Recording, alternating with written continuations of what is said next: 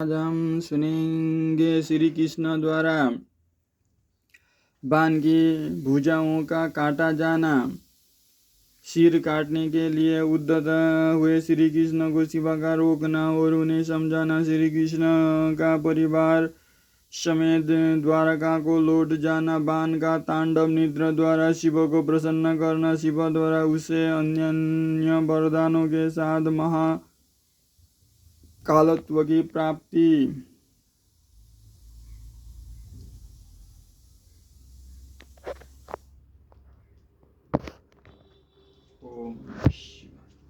सनत कुमार जी कहते हैं, महाप्राज्ञ व्यास जी, लोक लीला का अनुसरण करने वाले श्री कृष्ण और शंकर की उस परम अद्भुत कथा को श्रवण करो। तात जब भगवान रुद्र लीलावश पुत्रों तथा गणों सहित सो गए, तब दैत्यराज बाण श्री कृष्ण के साथ युद्ध करने के लिए प्रस्थित हुआ। उस समय कुंभांड उसके अश्वों की बागडोर संभाले हुए था और वो नाना प्रकार के शस्त्रों से सज्जित था। फिर वो महाबली बलिपुत्र भीषण युद्ध करने लगा। इस प्रकार उन दोनों में चिरकाल तक बड़ा घोर संग्राम होता रहा, क्योंकि विष्णु ने अवतार श्री कृष्ण शिवरूप ही थे और उधर बलवान बाणासुर उत्तम शिव भक्त तथा मुनीश्वर तदनंतर वीर्यवान श्री कृष्ण जी ने शिव की आज्ञा से बल प्राप्त हो चुका था। चिरकाल तक बाण के साथ यो युद्ध करके अत्यंत कुपित हो उठे। तब शत्रु वीरों का संहार करने वाले भगवान श्री कृष्ण ने शत्रु के आदेश से शीघ्र ही सुदर्शन चक्र द्वारा बाण की बहुत सी भुजाओं को काट डाला। अंत में उसकी अत्यंत सुंदर 4 भुजाएं ही अवशेष रह गई और शंकर की कृपा से शीघ्र ही उसकी व्यथा भी मिट गई। जब बाण की स्तुति लुप्त हो गई और वीर भाव को प्राप्त हुए श्री कृष्ण उसका सिर काट लेने के लिए उद्यत हुए। तब शंकर जी मोह निद्रा को त्याग कर उठ खड़े हुए और बोले। रुद्र ने कहा, देवकी नंदन, आप तो सदा से मेरी आज्ञा का पालन करते आए हैं। भगवान, मेरे पहले आपको जिस काम के लिए आज्ञा दी थी वो तो आपने पूरा कर दिया। अब बाण का शिरच्छेदन मत कीजिए और सुदर्शन चक्र को लौटा लीजिए। मेरी आज्ञा से यह चक्र सदा मेरे भक्तों पर अमोघ रहा है। गोविंद, मैंने पहले ही आपको युद्ध में अनिवार्य चक्र और जय प्रदान की थी। अब आप इस युद्ध से निवृत्त हो जाइए। लक्ष्मी पूर्व काल में भी तो आपने मेरी आज्ञा के बिना दधीच, वीरवर, रावण और तारकाक्ष आदि के पुरों पर चक्र का प्रयोग नहीं किया था। जनार्दन, आप तो योगीश्वर, साक्षात परमात्मा और संपूर्ण प्राणियों के हित मेरे रत रहने वाले हैं। आप स्वयं ही अपने मन से विचार कीजिए। मैंने इसे वर दे रखा है कि तुझे मृत्यु का भय नहीं होगा। मेरा यह ओ वचन सदा सत्य होना चाहिए। मैं आप पर परम प्रसन्न हूँ। हरे, बहुत दिन पूर्व यह गर्व से भरकर उन्मत्त हो उठा और आपने आम को भूल गया था। अब अपनी भुजाएं गुजलाता हुआ यह मेरे पास पहुंचा और बोला, मेरे साथ युद्ध कीजिए। तब मैंने इसे शाप देते हुए कहा, थोड़े ही समय में तेरी भुजाओं का छेदन करने वाला आएगा।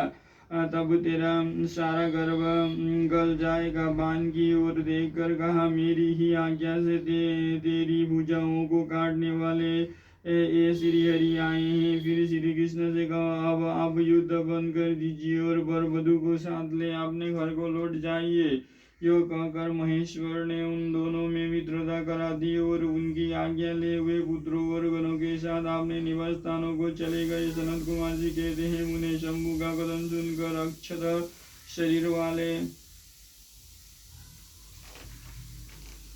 श्री कृष्ण ने सुदर्शन को लौटा लिया और विजय श्री से सुशोभित हो गए बाणासुर के अंतपुर में पधारे। वहां उन्होंने उषा सहित अनिरुद्ध को आश्वासन दिया और बाण द्वारा दिए गए अनेक प्रकार के रत्न समूहों को ग्रहण किया। उषा की सखी परम योगिनी चित्रलेखा को पाकर तो श्री कृष्ण को महान हर्ष हुआ। इस प्रकार शिव के आदेश अनुसार जब उनका सारा कार्य पूर्ण हो गया तब वे श्री हरि हृदय से शंकर को प्रणाम कर और बलिपुत्र बानासुर की आज्ञा ले परिवार समेत अपनी पुरी को लौट गए। द्वारका में पहुंचकर उन्होंने गरुड़ को विदा कर दिया। फिर हर्षपूर्वक मित्रों से मिले और स्वेच्छानुसार आचरण करने लगे। इधर नंदीश्वर ने बानासुर को समझाकर यह कहा, भक्त शार्दुल, तुम बारंबार शिवजी का स्मरण करो, वे भक्तों पर अनुकंपा करने वाले हैं। अतः उन आदि गुरु शंकर में मन समाहित करके नित्य उनका महोत्सव करो। तब द्वेष रहित हुआ महामनुष्यवान नंदी के कहने से धैर्य धारण करके तुरंत ही शिवस्थान को गया। वहां पहुंचकर उसने नाना प्रकार के स्त्रोतों द्वारा शिवजी की स्तुति की और उन्हें प्रणाम किया। फिर वो पार्दों से डुमकी लगाते हुए और हाथों को घुमाते हुए नाना प्रकार के आलीढ़ और प्रयालीढ़ आदि प्रमुख स्थानों को द्वारा सुशोभित नृत्यों में प्रधान तांडव नृत्य करने लगा। उस समय वो हजारों प्रकार से मुख द्वारा बाजा बजा रहा था और बीच बीच में भौहों को मटका कर तथा शिरों को कपाकर सहस्त्र प्रकार के भाव भी प्रकट करता जा रहा था। इस प्रकार नित्य में मस्त हुए महाभक्त बानासुर ने महान नृत्य करके नतमस्तक हो त्रिशूलधारी चंद्रशेखर भगवान रुद्र को प्रणाम कर लिया। तब नाच गान के प्रेमी भक्त वत्सल भगवान हर हर्षित होकर बाण से बोले।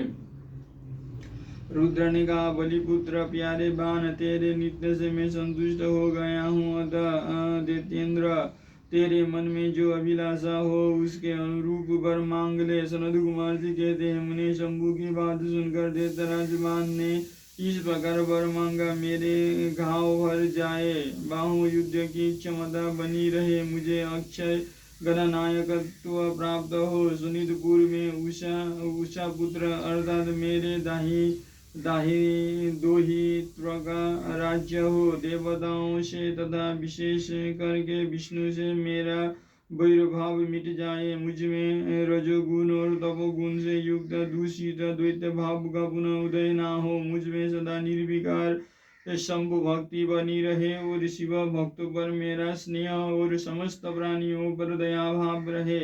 यो शंभु से वरदान मांग कर बलिपुत्र महाशूर बाण अंजलि बांध रुद्र की स्तुति करने लगा। उस समय उसके नेत्रों में प्रेम के आंसू झलक आए थे। तदनंतर जिसके सारे अंग प्रेम से प्रफुल्लित हो उठे थे, वो बलिनंदन बानासुर महेश्वर को प्रणाम करके मौन हो गया। आपने भक्त बाण की प्रार्थना सुनकर भगवान शंकर, तुझे सब कुछ प्राप्त हो जाएगा, योग कर वहीं अंतर्ध्यान हो गए। तब शंभु की कृपा से महाकालत्व को प्राप्त हुआ। रुद्र का अनुचर बाण परमानंद में निमग्न हो गया। व्यास, इस प्रकार मैंने संपूर्ण भुवनों में नित्य क्रीड़ा करने वाले समस्त गुरुजनों के भी सदगुरु शूल पानी भगवान शंकर का बाण विषय चरित जो परमोत्तम है, कर्णनीय मधुर वचनों द्वारा तुमसे वर्णन कर दिया।